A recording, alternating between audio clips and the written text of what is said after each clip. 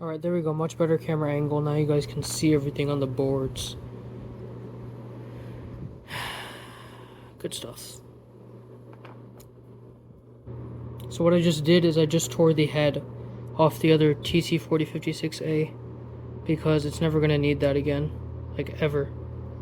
And also, I don't want it to take up any space and prevent it from, like, sticking or anything. So I'm just going to put some solder on these pads just to keep them intact. Alright, so that's both of those cleaned up. And now they've got their pads nicely tinned. And next step is changing out the resistors. Alright, so I'm back. And with me I've got some Chanson 10K resistors. Now I'm only going to need 2 of these.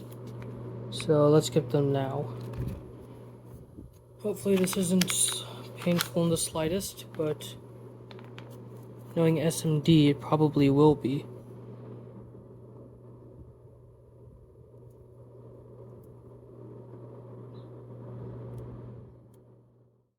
So next step is we're going to be holding these and desoldering these resistors from them. So how do we do this? Right. Let's get to work.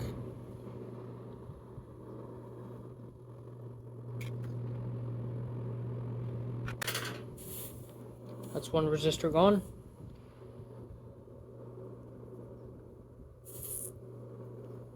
Alright. And I think we'll be doing these one at a time. So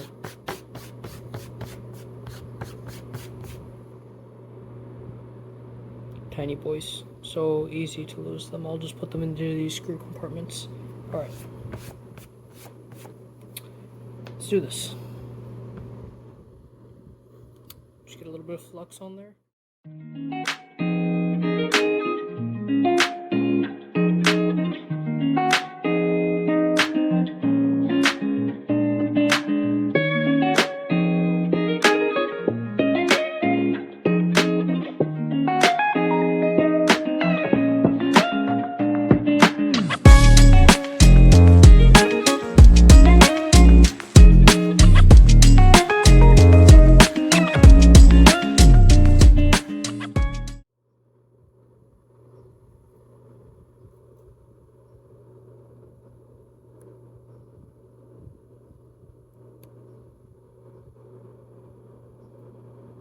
Okay, that's one side.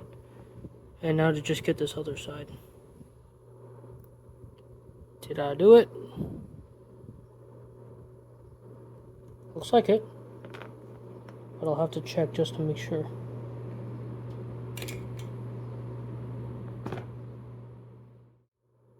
Yeah, it doesn't look like it made an actual connection. So we'll just have to add a bit of solder to both sides and see how that works out. Alright. There we go.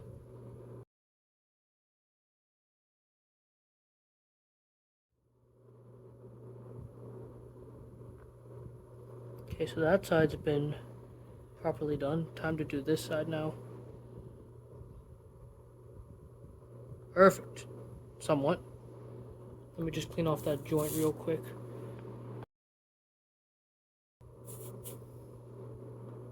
There you go, ladies and gentlemen. Probably the crudest solder joint you've ever seen in your lives. Or maybe you've seen cruder. Oh well. One down, one to go. Basically rinse and repeat with the second one. Well, looks like I just lost our second resistor, so we'll be digging into the bag of spares for another one. Well, I guess that's why you only take out one at a time. Makes perfect sense now that I think about it.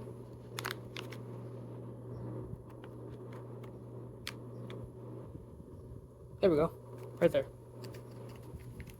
And don't blow away. So hot out here, I actually need the fans to keep it cool enough for me to actually work. Alright. Ooh. Soldering iron back. Tin that tip.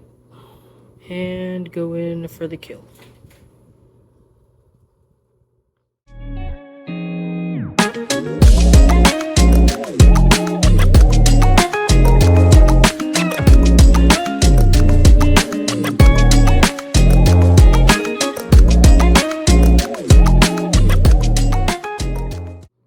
That's the second one done. Definitely made a connection. And let's check the first one again. Yeah, by the way, if anybody has tips for how to record better videos, please post it in the comments section if this video even makes it onto YouTube. Alright, I'd say we've got them solder joints good. What to do? Right, so we've gotten our TP4056s done and ready. Right? So I guess the next logical step would be joining them to the batteries, or would it be giving them output wires? I would say giving them output wires. Alright. And for that, we're going to have to actually look inside the giant module that I've made. This is the Bluetooth speaker. Don't mind those modules back there. Right, so this is the Bluetooth speaker. And I currently have it latched in rubber bands because nothing wanted to actually fit together because it warped a little bit while it was 3D printing. But embedded adhesion was pretty horrid in some places, but it will work with a little sanding and buffing. And that's the PCB holder right down there. That's a little 3D printed tray I made that just holds the PCB, which is this. And it's already ready, so I don't even have to do any work on it. Just some screw terminals for the speakers. And replacing that onboard LED with the 5mm LED. I think that's the next thing we'll do, actually. Alright, so let's start. The first thing we're going to do is remove this LED.